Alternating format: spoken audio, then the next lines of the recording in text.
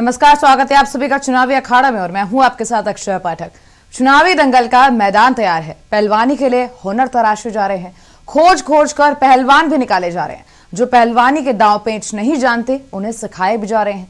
जुबान सांप्रदायिक हो रही है, बयान समाजवादी हो रहे हैं, मंचों पर बहुजन हित मचल रहा है, मुठ्ठियां तन रही हैं, बहुएं तरेरी जा रही हैं और एक दूसरे पर उंगलियां भी उठाई जा रही हैं। राज्यों में चुनाव है, बागों में बहार भी है, सब कुछ तैयार है।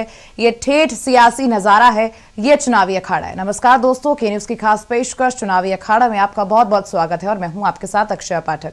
देखिए ये चुनावी अखाड़ा और हाँ, बहुत जरूरी है आपके लिए ये सीखिए सियासी पहाड़ा।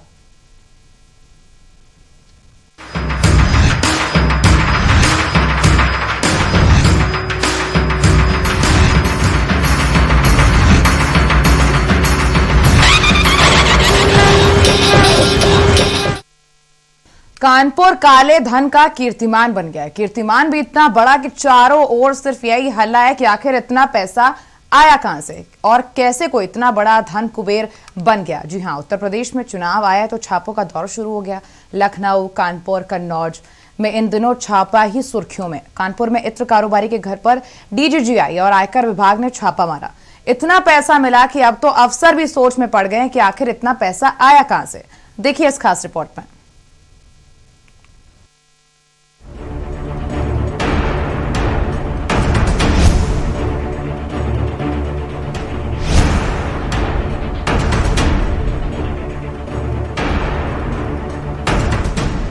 उत्तर प्रदेश के कानपुर में इत्र कारोबारी पीयूष जैन के घर मिले खजाने की चर्चा चारों ओर है। इत्र कारोबारी पीयूष जैन के घर से आयकर विभाग और डीजीजीआई की रेड में इतने पैसे मिले हैं कि नोट गिनते गिनते अफसर तो क्या, मशीनें भी थक जा रही हैं।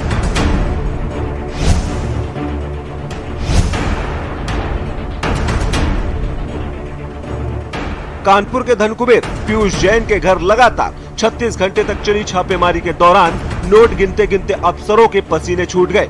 अब तक की छापेमारी में पीयूष जैन के घर से करीब 180 करोड़ रुपए की बरामदगी हुई है।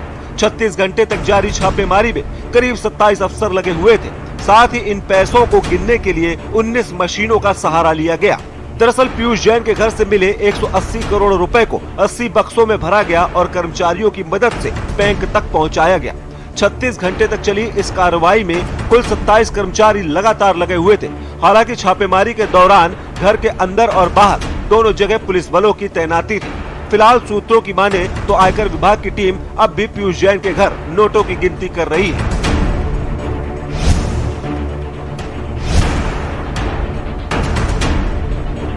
इधर इत्र कारोबारी पीयूष जैन के बेटे प्रत्यूष को डीजीजीआई आईटी की टीम उनके कन्नौज के सीलबंद मकान में लेकर पहुंची थी, जहां टीम ने पीयूष के बेटे से पूछताछ की थी और बताया जा रहा है कि यहां से भी कुछ पैसे बरामद हुए हैं।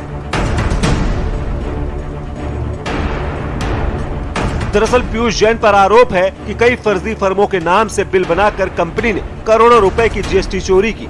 पीयूष के घर से 200 से अधिक फर्जी इनवॉइस और ई-वे बिल मिले हैं। छापेमारी के दौरान जीएसटी चोरी का भी भारी खेल सामने आया है। गौरतलब है कि पीयूष जैन कन्नौज के बड़े व्यापारियों में शुमार है। वे 40 से ज्यादा कंपनियों के मालिक हैं। इनमें से 2 कंपनियां मिडिल ईस्ट में हैं। कन्नौज में पीयूष की परफ्यूम फैक्ट्री, कोल्ड स्टोरेज और पेट्रोल पंप भी है। मुंबई में पीयूष का हेड ऑफिस है, साथ ही वहां उनका एक बंगला भी है। पीयूष जैन इत्र का सारा बिजनेस मुंबई से करते हैं। यहीं से इनका इत्र विदेशों में भी भेजा जाता है। फिलहाल उत्तर प्रदेश में चुनाव से पहले माहौल खासा गर्म है। एक तरफ चुनावी सरगर्मियां तो दूसरी तरफ डीजीजीआई और आयकर विभाग के छापे। इत्र कारोबारी पीयूष जैन के घर पर छापेमारी के दौरान 180 करोड़ रुपए मिले हैं, जबकि अभी भी रेड जारी है। अब देखना यह है कि इत्र कारोबारी पीयूष जैन के घर पर छापेमारी के बाद कौन से बड़े बड़े खुलासे होते हैं और अगला नंबर किसका होता है। इलेक्शन डेस्क, के न्यूज इंडिया। यूपी में विधानसभा चुनाव का बिगुल बज चुका है, मगर उससे पहले फ्री की सेल मार्केट पूरी तरह सज चुकी है। बीते दिनों जहां कांग्रेस महासचिव प्रियंका गांधी ने स्कूल और कॉलेज की छात्राओं को स्मार्टफोन और लैपटॉप बांटने की घोषणा की थी, तो पिछले चुनाव में अखिलेश यादव ने भी ये घोषणा की थी। वो प्रदेश के सभी युवाओं को लैपटॉप बांटेंगे। तो वहीं शनिवार को यूपी के सीएम योगी आदित्यनाथ ने पूर्व प्रधानमंत्री अटल बिहारी वाजपेयी की जयंती के मौके पर विभिन्न पाठ्यक्रमों के अंतिम वर्ष के विद्यार्थियों को फ्री स्मार्टफोन और लैपटॉप और टैबलेट वितरित किए। देखिए इस हमारी खास रिपोर्ट।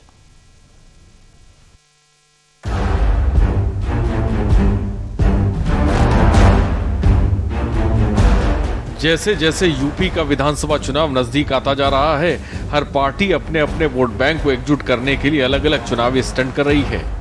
एक तरफ जहां प्रियंका गांधी 12वीं पास और स्नातक पास लड़कियों को स्कूटी और स्मार्टफोन देने का ऐलान किया, तो वहीं दूसरी ओर आम आदमी पार्टी के सांसद और यूपी के प्रभारी संजय सिंह ने भी यूपी में 300 यूनिट फ्री बिजली देने का दावा किया। वहीं आज योगी आदित्यनाथ ने भी प्रदेश के 1 करोड़ युवाओं को स्मार्टफोन और लैपटॉप देने का वादा किया। तो अगर ये कहा जाए कि सभी पार्टियां चुनाव आते ही फ्री फ्री फ्री की होड़ में लग जाती हैं और जनता को लुभाने में लगी हैं, तो ये कहना गलत ना होगा। लखनऊ में आज योगी सरकार युवाओं को खास तोहफा दिया है। सरकार फ्री टैबलेट और स्मार्टफोन स्कीम 2021 को आगाज आज से किया है। यूपी के सीएम योगी आदित्यनाथ पूर्व प्रधानमंत्री अटल बिहारी वाजपेयी की जयंती के मौके पर विभिन्न पाठ्यक्रमों के अंतिम वर्ष के विद्यार्थियों को फ्री स्मार्टफोन और टैबलेट बांटे। आज इस योजना के पहले चरण की शुरुआत हुई। इसमें अलग अलग शहरों में 1 लाख छात्रों को मुफ्त स्मार्टफोन और टैबलेट दिए जाएंगे। इस योजना का मुख्य उद्देश्य छात्र छात्राओं को तकनीकी रूप से प्रशिक्षित करना है। गौरतलब है कि भाजपा यूपी में 20 लाख युवा मतदाताओं को अपने साथ जोड़ने की रणनीति बना रही है। आज उत्तर प्रदेश के अपने 1 करोड़ युवाओं के लिए जिस स्मार्टफोन और टैबलेट योजना को आज लागू कर रहा हूं, ये केवल स्मार्टफोन और टैबलेट नहीं है युवा साथियों, इसके साथ आपको फ्री में डिजिटल एक्सेस की सुविधा भी हम लोग उपलब्ध करवाने जा रहे हैं। फ्री में आपको कंटेंट उपलब्ध होंगे और आपको भी जो अच्छा लगेगा आप भी उसको शेयर कर पाएंगे। लाखों और करोड़ों युवा उसके साथ जुड़ेंगे और नई शिक्षा नीति प्रधानमंत्री मोदी जी ने लागू की है। इस नई शिक्षा नीति के साथ जुड़ करके हम भारत को दुनिया की एक महाशक्ति की ओर अग्रसर करने में हम कामयाब होंगे। इस विश्वास के साथ आज यहां पर 1 करोड़ युवाओं के लिए टैबलेट और स्मार्टफोन वितरण की इस कार्रवाई आप 60,000 नौजवानों से मैं प्रारंभ कर रहा हूं। मैं विभाग के मंत्री श्री सतीश महाना जी, हमारे टेक्निकल एजुकेशन के मंत्री श्री जितिन प्रसाद जी, बेसिक शिक्षा विभाग के मंत्री डॉक्टर सतीश द्विवेदी जी और साथ साथ औद्योगिक विकास के ही राज्य मंत्री श्री धर्मवीर प्रजापति और अन्य सभी मान्य मंत्रियों से कहूंगा, हमारा प्रयास होगा अगले 1 सप्ताह में प्रदेश की हर कमिश्नरी में भी इस प्रकार के आयोजन हो जाएं। वहां पर भी हम कुछ नौजवानों को टैबलेट और मोबाइल फोन के साथ जोड़ करके डिजिटल क्रांति को गांव गांव तक पहुंचाने, ऑनलाइन एजुकेशन से लेकर के ऑनलाइन एग्जामिनेशन और प्रतियोगी परीक्षाओं की तैयारी करने वाले अपने युवाओं को भी इसके साथ जोड़ेंगे। इकाना स्टेडियम में आज उत्तर प्रदेश के मुखिया योगी आदित्यनाथ ने मोबाइल और टैबलेट का वितरण किया है। बात करेंगे अपर मुख्य सचिव अवनीश अवस्थी जी हमारे साथ हैं। सर, आज यहाँ पर मोबाइल और टैबलेट का वितरण किया गया है, कितने युवाओं को आज यहाँ पर दिया गया है? देखिए, यहाँ लगभग 60,000 59,543 लगभग स्टूडेंट्स को दिया गया है। ये लक्ष्य जयनारायण डिग्री कॉलेज के ये लक्ष्य जो है माननीय मुख्यमंत्री जी ने निश्चित किया था कि 1 करोड़ टैबलेट और मोबाइल फोन दिए जाएंगे। आज इसकी शुरुआत हुई है। अब इसको मंडल मुख्यालयों पर भी जो इस कार्य को किया जाएगा और इसको आगे बढ़ाया जाएगा। कितने बच्चों को अभी जो कार्यक्रम जो बच्चे हुए जिला स्तर के गांव स्तर के बच्चे हैं, उनको किस प्रकार से आप टैबलेट और मोबाइल का वितरण करेंगे? देखिए, ये स्कूलों के माध्यम से वितरित किया जा रहा है। तो उच्च शिक्षा विभाग में जो भी स्कूल जहां जहां भी हैं, यूनिवर्सिटीज के माध्यम से उनके जो भी ऑफिशियल्स हैं उनको जोड़ते हुए हर व्यक्ति की जो है डिटेल्स मंगाई जा रही है। फिर जो इक्विपमेंट आ रहा है वो मैप करके, एक इक्विपमेंट एक छात्र को मैप करके पूरी व्यवस्था जो है उद्योग विभाग ने तैयार की है। अभ्युदय योजना के अंतर्गत आज लगभग 1 करोड़ युवाओं को मोबाइल और टैबलेट वितरण किया गया है। यूपी की जनता को अब ये बात समझ लेनी चाहिए कि यूपी में फ्री का मौसम चल रहा है और सभी पार्टियां चुनाव जीतने के लिए अलग अलग चुनावी स्टंट कर रही हैं। अब देखने वाली बात ये होगी कि फ्री इस चुनावी मौसम में यूपी की जनता किसको सत्ता के सिंहासन पर बैठाती है। इलेक्शन डेस्क, के न्यूज इंडिया। और यहाँ रुक रहे हैं छोटे से ब्रेक के लिए, खबरें आगे जारी रहेंगी। आप देख रहे हैं के न्यूज, खबरों का सारथी। 2017 से पहले भय, भ्रष्टाचार और जातिवादी के लिए बदनाम उत्तर प्रदेश को माननीय मुख्यमंत्री योगी आदित्यनाथ जी ने अपनी ईमानदार सोच और दमदार काम से उत्तम प्रदेश बनाया है। योगी सरकार में प्रदेश में हुए बड़े बदलावों को किसानों से नौजवान तक और शहर से गांव तक महसूस किया जा सकता है। डबल इंजन की सरकार ने विकास के रथ पर सवार उत्तर प्रदेश को नई पहचान दी है। 4.5 साल में नए भारत में नए यूपी का जन्म हुआ है। बदलाव, सोच ईमानदार, काम दमदार। पर ये दिल है कि चख रहा है उन्हीं अल्फाजों का दूर कितना भी जाओ, इस जुबान से दूर ना जा पाओगे। विमल, बोलो जुबान केसरी। एक मजबूत निर्माण के लिए चाहिए एक मजबूत बुनियाद। राष्ट्र निर्माण की मजबूत बुनियाद है आपका आयकर भुगतान। देश का ईमानदार टैक्स पेयर राष्ट्र निर्माण में बहुत बड़ी भूमिका निभाता है। आपके आयकर से देश के विकास को मिलती है गति और खड़ा होता है नया फिजिकल, सोशल और डिजिटल इंफ्रास्ट्रक्चर। इसके लिए जरूरी है कि आप समय से आयकर भुगतान करें, जिससे आपको भी बहुत से लाभ मिलते हैं। ध्यान रहे, वह सभी व्यक्ति और संस्थाएं जिनके खाते टैक्स ऑडिट के लिए उत्तरदायी नहीं है, उन्हें अपना रिटर्न 31 दिसंबर 2021 तक दाखिल करना अनिवार्य है। नए शुरू किए गए ई फाइलिंग पोर्टल पर 3 करोड़ से भी ज्यादा आयकर रिटर्न फाइल किए जा चुके हैं। आप भी समय न गंवाएं, आज ही अपने रिटर्न दाखिल करें। अधिक जानकारी और ITR फाइल करने के लिए विजिट करें www.incometax.gov.in। आयकर विभाग द्वारा जनहित में जारी। भोपाल टाइप में आपको दिखाएंगे पूर्वांचल में किसका कितना पल रहा है भारी। किसकी बनेगी सरकार उत्तर प्रदेश में, क्योंकि पूर्वांचल अहम है और पूर्वांचल की सीट से ही उत्तर प्रदेश का कुर्सी मिलने वाला है। तो हम आपको पूर्वांचल से दिखाएंगे कौन कितना मजबूत है। पूर्वांचल की 130 विधानसभा सीटों से हम आपको दिखाएंगे सबसे सटीक सर्वे, सिर्फ और सिर्फ के न्यूज पर। आप देख रहे हैं के न्यूज, खबरों का सारथी। और ब्रेक के बाद आपका स्वागत है। चुनावी अखाड़ा में प्रधानमंत्री नरेंद्र मोदी का संबोधन, देश के नाम में संबोधन था, जहां प्रधानमंत्री मोदी ने ये बड़ी बातें कही है कि 60 साल से ऊपर वालों के लिए 10 जनवरी से वैक्सीन डोज शुरू हो जाएगी और जल्दी दुनिया को DNA की वैक्सीन मिलेगी। इसके साथ ही नेजल वैक्सीनेशन की भी तैयारी की जा रही है और 3 जनवरी यानी कि सोमवार से 2022 3 जनवरी से बच्चों की वैक्सीन भी शुरू हो जाएगी। 15 से 18 साल के बच्चों का वैक्सीनेशन होगा। और ये भी उन्होंने जानकारी साझा की है कि 5 लाख ऑक्सीजन वाले बेड तैयार हो गए हैं। बूस्टर डोज की भी शुरुआत होगी जल्दी। ये बड़ी बात है प्रधानमंत्री नरेंद्र मोदी ने अपने देश के संबोधन में कही है।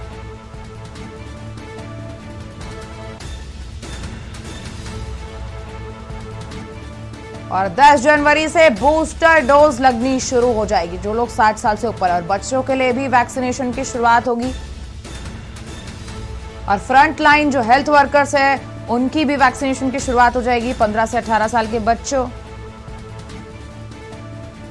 और फ्रंट लाइन के जो लोग हैं उनको भी बूस्टर की डोज लगेगी। फ्रंट लाइन वर्करों को लगेगी बूस्टर डोज। बड़ी बातें प्रधानमंत्री नरेंद्र मोदी ने देश के संबोधन में कही है, जहां 60 साल से ऊपर वालों को भी बूस्टर डोज लगाई जाएगी। 10 जनवरी से इसकी शुरुआत हो रही है, जहां बूस्टर डोज लगनी शुरू हो जाएंगी और 3 जनवरी यानी कि सोमवार 3 जनवरी 2022 से बच्चों के लिए भी वैक्सीनेशन शुरू होगी, जिसमें 15 से 18 साल के बच्चों का वैक्सीनेशन अभियान शुरू होगा।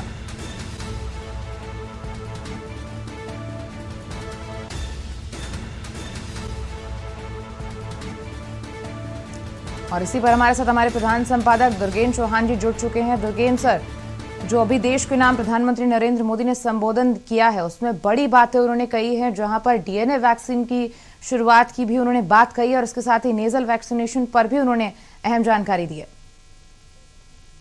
आज क्रिसमस का त्योहार है, ये प्रधानमंत्री नरेंद्र मोदी ने इसका जिक्र किया। अटल बिहारी वाजपेयी जो हमारे पूर्व प्रधानमंत्री हैं भारत के, उनका जन्मदिन भी, उनकी जयंती भी है। दोनों बातों का जिक्र करते उन्होंने कहा कि कुछ महत्वपूर्ण निर्णय हुए हैं जी।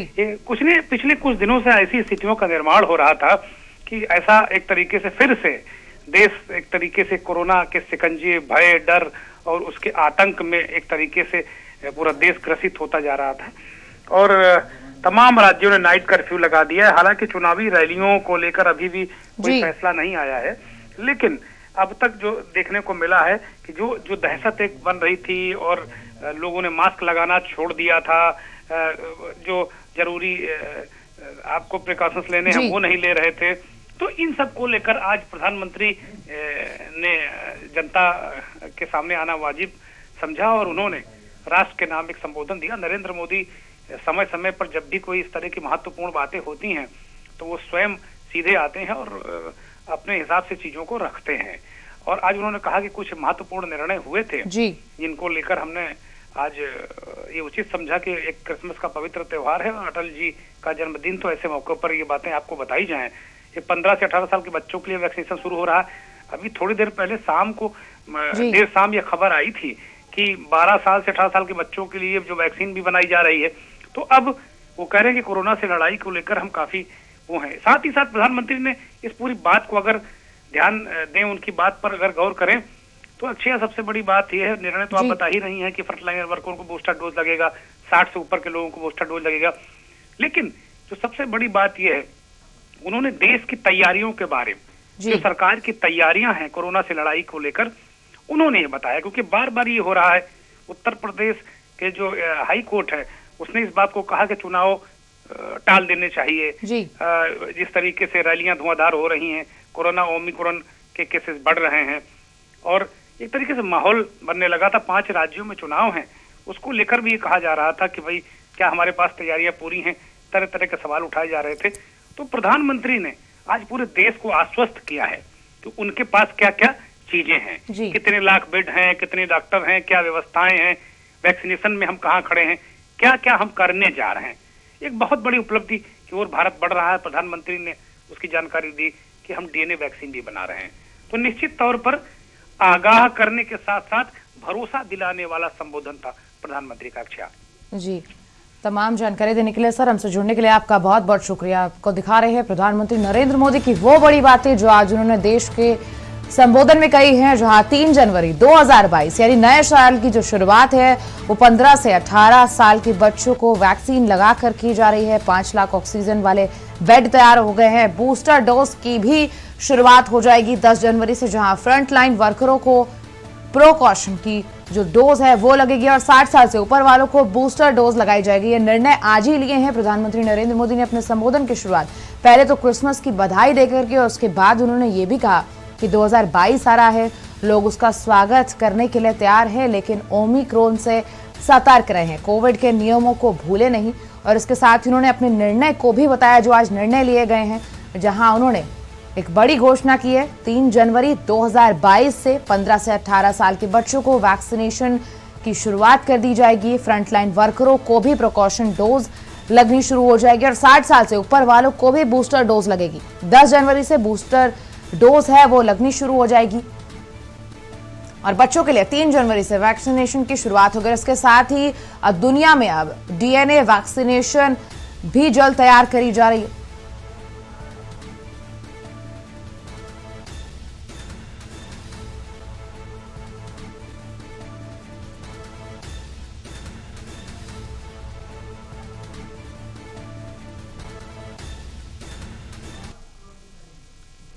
और चुनावी अखाड़ा में आज मेरे साथ इतना ही। आगे की खबरों के लिए बने रहेगा के न्यूज इंडिया के साथ। नमस्कार।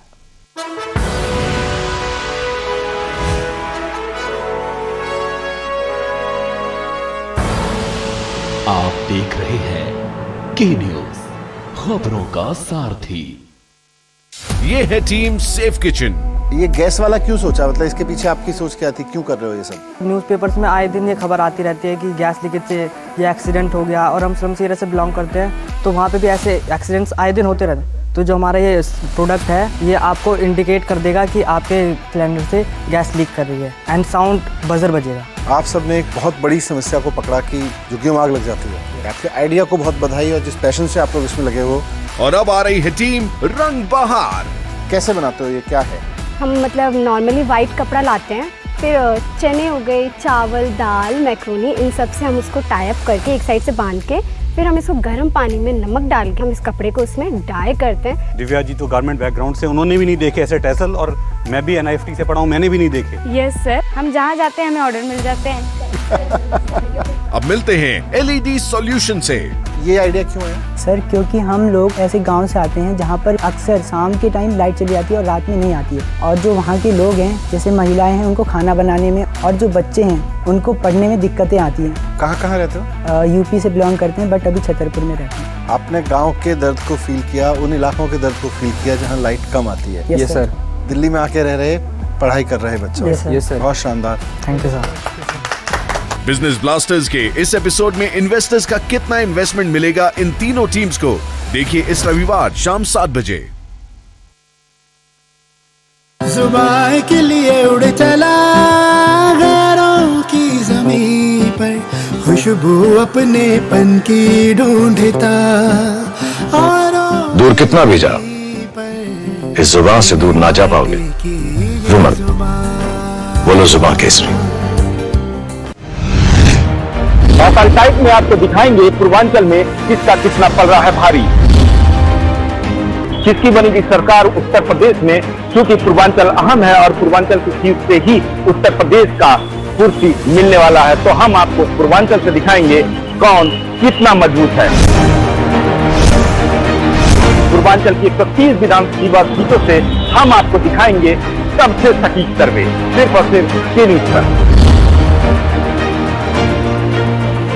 खुदी को आजमाया है तो ये अंदाज आया है, खुदी को आजमाया है तो ये अंदाज आया है। तुम में भी मैं हूं, शुद्ध प्लस पान मसाला।